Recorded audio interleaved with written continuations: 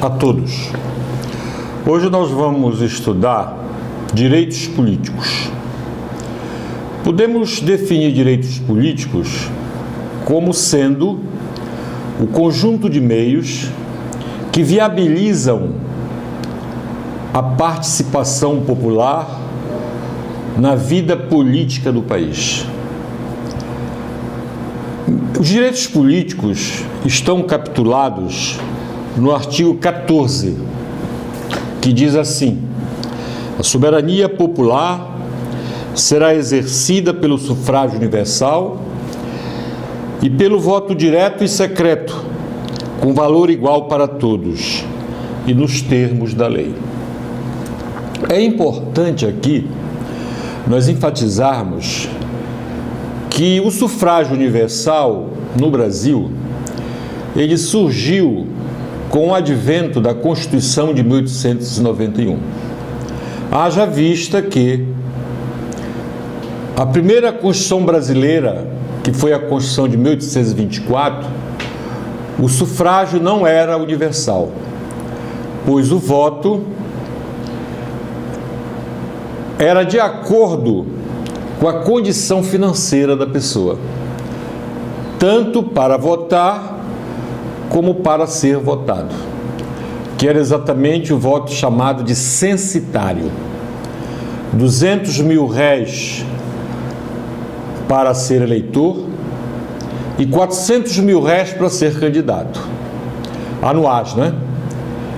Este valor era calculado pela produção anual do alqueire da mandioca.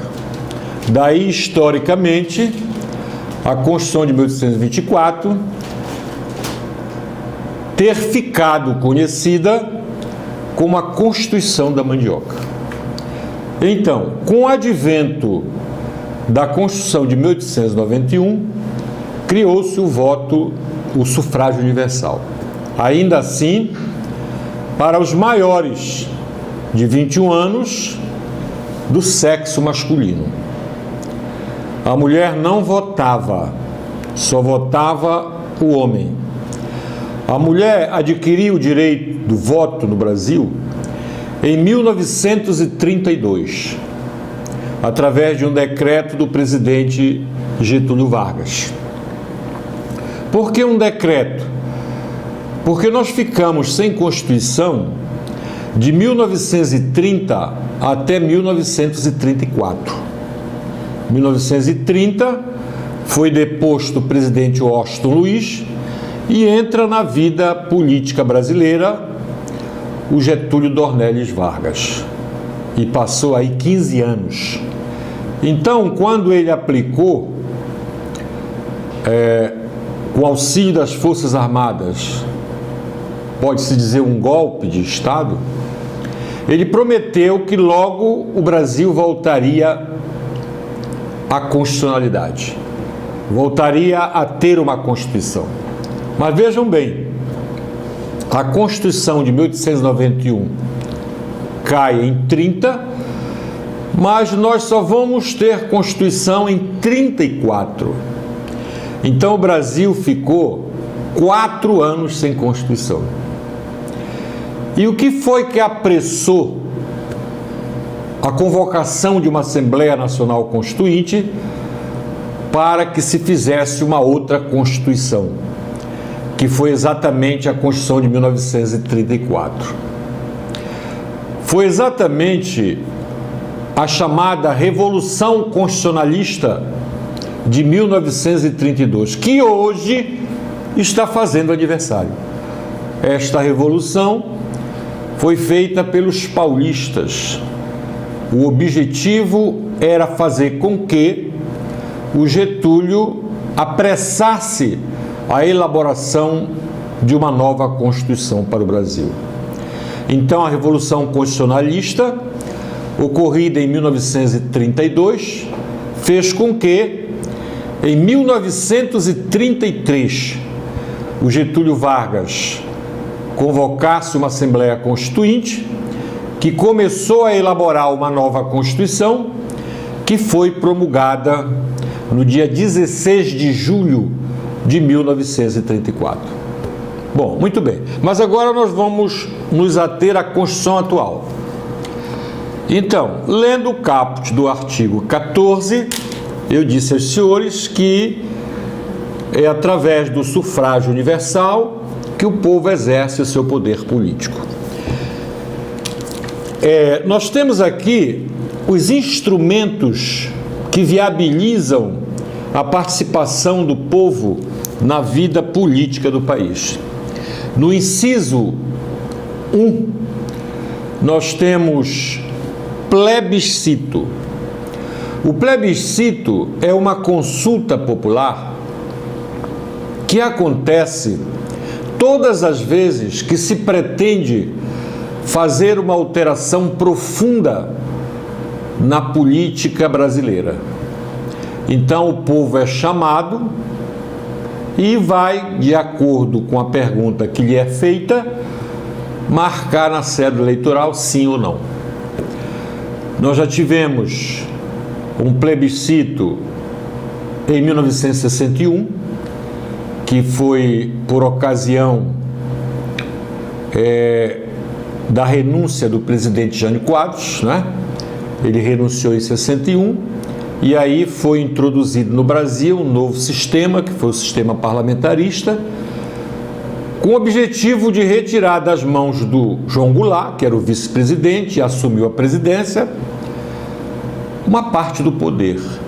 Haja vista que quando o sistema é parlamentarista, nós temos no executivo duas pessoas, um chefe de Estado e um chefe de governo. O chefe de Estado com o poder político de representar o país, e o chefe de governo com a responsabilidade administrativa, que é de governar o país.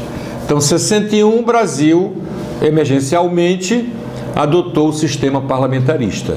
Aí o João Goulart ficou como chefe de Estado, o Congresso escolheu para chefe de governo o Tancredo Neves.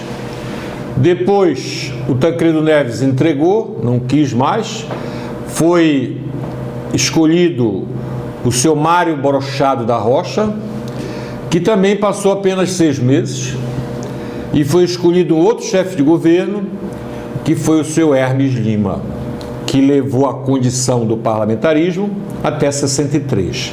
Então, 63 foi realizado o plebiscito e o povo brasileiro foi às urnas e optou pela volta do presidencialismo. Voltando o presidencialismo, o João Goulart, que já era o chefe de Estado, passou a ser também o chefe de governo. Porque no presidencialismo nós temos um executivo unipessoal, quer dizer, concentra-se nas mãos de uma única pessoa as duas chefias. A chefia de Estado, com a responsabilidade política, e a chefia de governo, com a responsabilidade administrativa. Então, a partir de 63, o João Goulart passou a exercer as duas funções. E em 1964, ocorreu a Revolução de março de 1964, que implantou no Brasil a ditadura militar, defendida ainda hoje por muito imbecil, correto? Que nenhum povo pode viver sob uma ditadura. A democracia ainda é a melhor forma de se viver, de se governar. Em 1993, foi realizado um outro plebiscito, uma outra oportunidade para o povo se manifestar. Aí já não era só o sistema, aí também era a forma. O brasileiro foi chamado para opinar se queria continuar no presidencialismo ou queria adotar o parlamentarismo, e se queria continuar na república ou então adotar a monarquia. O povo brasileiro permaneceu com o presidencialismo como sistema e a república como forma de governo. Então, isto aí é o plebiscito. O outro instrumento é o referendo. O referendo também é uma consulta popular. A diferença entre o referendo e o plebiscito é que o referendo, o ato administrativo, já está consumado. O povo é apenas chamado para dar a sua opinião, correto? Então, por exemplo, nós tivemos no Brasil o problema da arma. O povo foi consultado sobre o problema do armamento. Então, isso aí foi um referendo. O povo foi chamado para ratificar ou não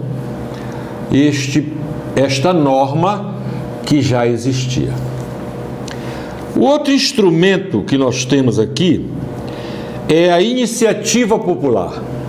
Também é uma conquista da Constituição de 1988. A iniciativa popular, ela permite que o povo, que o eleitorado, apresente projeto de lei, lei ordinária ou lei complementar. Esta proposta deverá ser subscrita por, no mínimo, 1% do eleitorado nacional, distribuído pelo menos por 5 estados da federação, com não menos de 0,3% dos eleitores de cada um deles. Então, o povo pode apresentar projeto de lei hoje no Brasil, desde que seja um projeto de lei complementar ou um projeto de lei ordinária, chamada iniciativa popular. Muito bem. Nós temos agora o sistema de votação. São 2 os sistemas de votação no Brasil.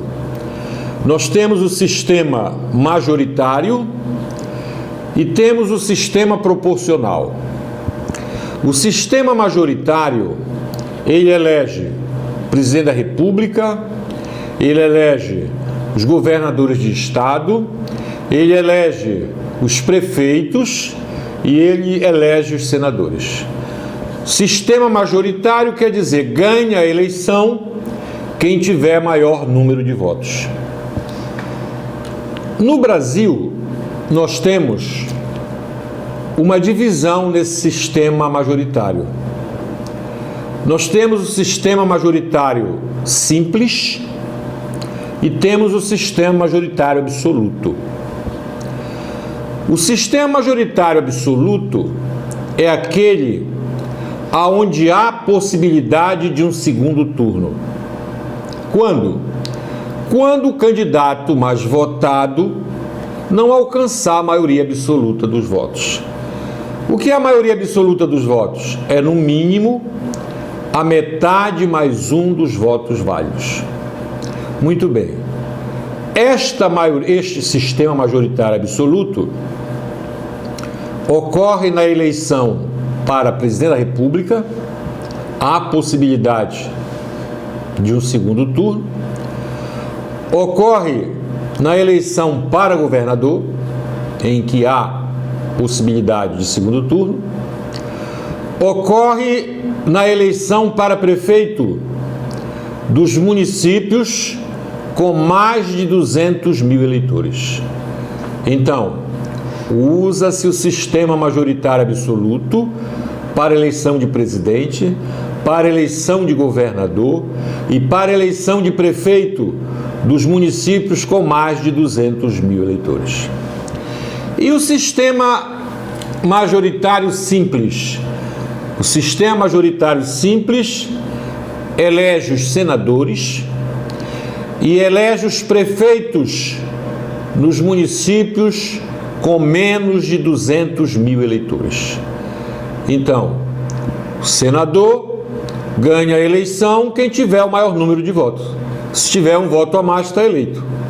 O prefeito dos municípios com menos de 200 mil eleitores ganha a eleição quem tiver o maior número de votos. Se tiver um voto a mais, está eleito. Este é o sistema majoritário. E o que é o sistema proporcional? O sistema proporcional é exatamente aquele que permite o deslocamento de votos de um candidato para outro dentro do mesmo partido. O sistema proporcional envolve a eleição de deputado federal, deputado estadual e vereador. Nem sempre o mais votado vence a eleição, porque aí vai depender do quociente eleitoral. O quociente eleitoral é o número de votos captados pelo partido dividido pelo número de vagas. Aí você vai achar o número de votos que o candidato deverá obter para se eleger. Este é o sistema proporcional. Quórum de votação. Quórum de votação. Nós temos a maioria simples, que é no mínimo a metade mais um do voto dos presentes. Nós temos a maioria absoluta, que é no mínimo a metade mais um do voto dos que compõem a casa. E temos a maioria qualificada, que é uma maioria especial. Por exemplo, para aprovar uma emenda, são 3/5. Para admitir uma acusação contra o presidente da República na Câmara, 2/3. Para aprovar a lei orgânica numa Câmara Municipal, a lei orgânica dos municípios, 2/3 também. Muito bem. Continuando os direitos políticos, nós vamos agora para a capacidade eleitoral. Nós temos a capacidade eleitoral ativa e temos a capacidade eleitoral passiva. A capacidade eleitoral ativa trata da alistabilidade e a capacidade eleitoral passiva trata da elegibilidade. Então, capacidade eleitoral ativa diz que o voto é obrigatório para os maiores de 18 anos e menores de 70 anos. E é facultativo para os menores de 18 e maiores de 16. Também é facultativo para os maiores de 70 anos. A capacidade eleitoral passiva refere-se àqueles que podem ser eleitos, que podem ser candidatos. Nós vamos ver exatamente no artigo 14, parágrafo 3º da Constituição. Vejam bem. São condições de elegibilidade na forma da lei. Nós estamos aí diante da capacidade eleitoral passiva, que é a capacidade de poder candidatar-se, de poder concorrer a um cargo eletivo. Então, inciso 1, nacionalidade brasileira. Só pode ser candidato a cargo eletivo no Brasil um brasileiro. Para determinados cargos exige que seja nato, para outros pode ser naturalizado.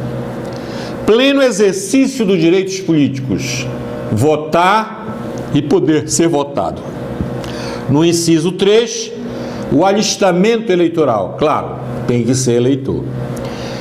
O inciso 4, domicílio eleitoral na circunscrição. Ele deve ter, no mínimo, 1 ano de domicílio eleitoral. Filiação partidária. Ninguém pode ser candidato sem partido. Para você ser candidato, você tem que ser filiado a um partido e ser indicado no que se chama de convenção partidária, que é uma eleição interna ocorrida dentro do partido. Idade mínima, não é? Você tem que preencher, por exemplo, 35 anos para presidente, vice-presidente da República e senador, 30 anos para governador, vice-governador de Estado e Distrito Federal, 21 anos para deputado federal, deputado estadual, distrital, prefeito, vice-prefeito. E 18 anos para vereador. Esta é a capacidade eleitoral passiva, a condição para poder pleitear um cargo eletivo. Muito bem. Agora nós vamos à inelegibilidade. A inelegibilidade, ela pode ser uma inelegibilidade absoluta ou pode ser uma inelegibilidade relativa. A inelegibilidade absoluta significa dizer que você não pode ser candidato a nada. Você vai encontrar esta inelegibilidade absoluta no artigo 14, parágrafo 4º. Olha aqui. São inelegíveis os inalistáveis e os analfabetos. Então, quem não pode se alistar como eleitor é inelegível. Os analfabetos também são inelegíveis. Bom, esta é a absoluta, tá? Então, o analfabeto não pode ser candidato a nada, né? Bem como também não pode os que estão capitulados no parágrafo 4º, que são os inalistáveis. Muito bem. Também possui uma incapacidade absoluta os conscritos. O que é conscrito? Conscrito é aquela pessoa que está prestando serviço militar obrigatório. Aquela que a gente chama de recruta, né? Está naquele período. Isso aí também tem uma capacidade, uma inelegibilidade absoluta. E a inelegibilidade relativa. A inelegibilidade relativa, ela vai estar em várias situações. Por exemplo, são restrições específicas a certos tipos de cargo ou funções eletivas. Por exemplo, reeleição, artigo 14, parágrafo 5º. Presidente da República, os governadores de Estado e do Distrito Federal, os prefeitos e quem os houver sucedido ou substituído no curso dos mandatos poderão ser reeleitos para um único período subsequente, certo? Por exemplo, vamos dar o exemplo do nosso ex-governador. O Jatene se elegeu a primeira vez, passou 4 anos, pôde se candidatar para uma segunda eleição, foi a reeleição, segunda vez, mas não pôde mais se candidatar para uma terceira eleição, porque é permitido a reeleição apenas uma vez. Isto é uma situação. A outra situação, desincompatibilização, é o parágrafo 6º. Para concorrer a outros cargos, o presidente da República, os governadores de Estado e do Distrito Federal e os prefeitos devem renunciar aos respectivos mandatos até 6 meses antes da eleição. Então, se eu sou governador e quero me candidatar a deputado federal, quero me candidatar a senador ou quero me candidatar a deputado estadual, eu tenho que renunciar 6 meses antes da eleição, né? Eu sou prefeito, quero me candidatar a deputado federal, estadual, vereador, também tenho que me desincompatibilizar, que é exatamente renunciar, né? 6 meses antes do término do mandato, antes da eleição. A outra situação é a inelegibilidade reflexa. A inelegibilidade reflexa está no parágrafo 7º. São inelegíveis no território de jurisdição do titular, o cônjuge e os parentes consanguíneos ou afins até segundo grau, ou por adoção, presidente da República, governador de estado ou território, Distrito Federal, prefeito ou de quem o haja substituído dentro dos 6 meses anteriores ao pleito, salvo se já titular eletivo e candidato à reeleição, né? Seria o caso, por exemplo, o prefeito está terminando o mandato, ele não pode candidatar a mulher dele a prefeito, porque há uma inelegibilidade reflexa. Agora, houve uma eleição e o sujeito se candidatou a prefeito e a mulher dele a vereador. Aí ela pode ser candidata, porque ela já exerce cargo eletivo, tá? Muito bem. Então, nós estamos aqui na inelegibilidade relativa. Ela envolve restrições a certos tipos de cargo ou funções.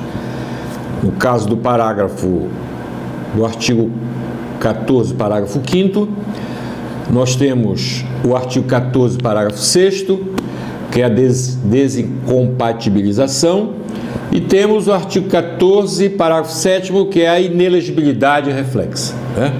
Muito bem. Agora nós temos aqui privação dos direitos políticos e suspensão dos direitos políticos. A diferença da privação dos direitos políticos, você vai ver aqui. A privação, ela é definitiva, correto? É definitiva. Então, por exemplo, o sujeito cancelou a sua naturalização, a sua nacionalidade, e deixou de ser brasileiro e se naturalizou argentino. Então ele perde os direitos políticos, porque ele deixa de ser brasileiro, né? A não ser que haja imposição do país, correto? Aonde ele está residindo, para que ele adquira a nacionalidade daquele país para poder exercer direitos civis. Nós já vimos isso aí. Aí ele fica com dupla nacionalidade. Então isso aí é perda. Perda é definitiva. E ela se dá muito pela naturalização voluntária. Quer dizer, você voluntariamente resolveu trocar de nacionalidade. Já a suspensão dos direitos políticos, ela é temporária. Você pode ter os direitos políticos suspensos se cometer um crime de responsabilidade, não é? Aí perde o mandato e fica com os direitos políticos suspensos por 8 anos, como foi, por exemplo, o caso do Collor, não é? Terminado os 8 anos, você pode se candidatar novamente, né? Você pode também ter os direitos políticos suspensos, o juiz na sentença vai determinar o tempo, por improbidade administrativa, né? Improbidade administrativa é um ato adverso na administração pública, se apropria de dinheiro público, etc. Várias outras situações, né? Temos também a condenação penal transitada em julgado, enquanto estiver em vigência a condenação. Transitada em julgado quer dizer definitiva, né? Então, terminada a sua condenação, você volta à situação normal.